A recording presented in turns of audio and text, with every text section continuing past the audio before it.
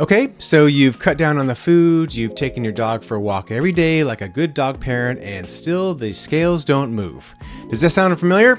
Well, it's something that I hear every day as a vet for over 20 years, about 4 times a day probably, and I've heard every version of the conversation about dog weight loss, including from myself, if I'm honest.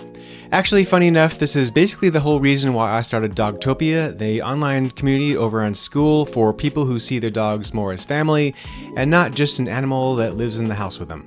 Right now, we're all in on the weight loss stuff, but really, honestly, it's always been about the bond. Which, spoiler alert, is basically the plot twist of this whole video. Link below if you want in. Right? 3 reasons why your dog maybe isn't losing weight. Number 2 and 3, I am personally very guilty of. Here we go.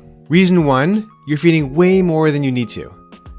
And I totally believe people when they say, I barely feed him anything. I really do, because when I look at the food, I think the same thing. But that's it. We're just not doing the maths. We're counting dinner and breakfast, but we're not counting that dental chew, the post-walk biscuit, that bit of chicken that accidentally fell on the floor, and the one more before bed, because I get it.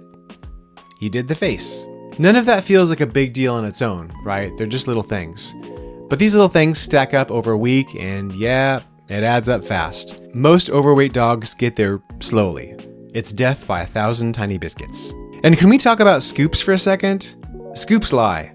I mean, a level scoop somehow becomes slightly generous scoop by Wednesday. And suddenly your dog's eating 30% more than the bag says. So buy a kitchen scale. Seriously, like $10 changes everything. Reason 2, you're trying to walk the weight off rather than fixing the food. And I get it. It feels totally logical.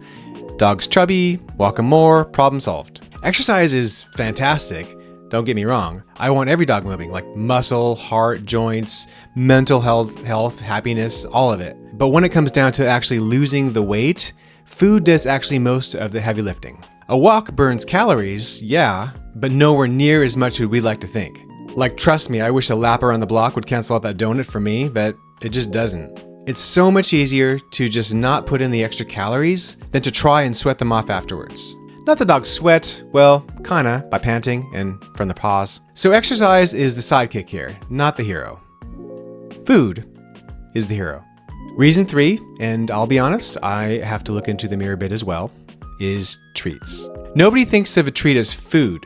It's a reward, it's training. It's basically how we say, I love you to your dog, which is totally understandable. That instinct just kind of makes you like a good dog parent, and it's totally human as a good human being. But your dog's stomach doesn't know it's a love language. It just knows it's calories. A calorie is a calorie, whether it's a kibble or a slice of cheese you accidentally shared.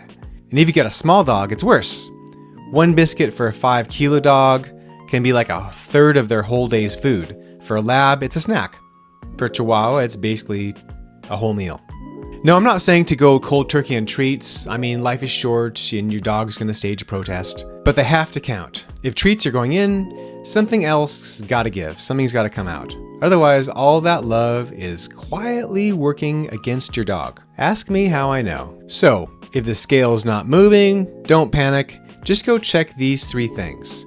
Are you actually counting everything, not just the meals? Are you leaning on walks instead of actually fixing the food? And are the treats secretly spoiling it for you? Nail those 3 and you're already ahead of most people I see that walk through my door. And if you want a hand in actually putting this all together, then check us out in Dogtopia. The link's below in the description. I'll see you there, and I'll also see you in the next video.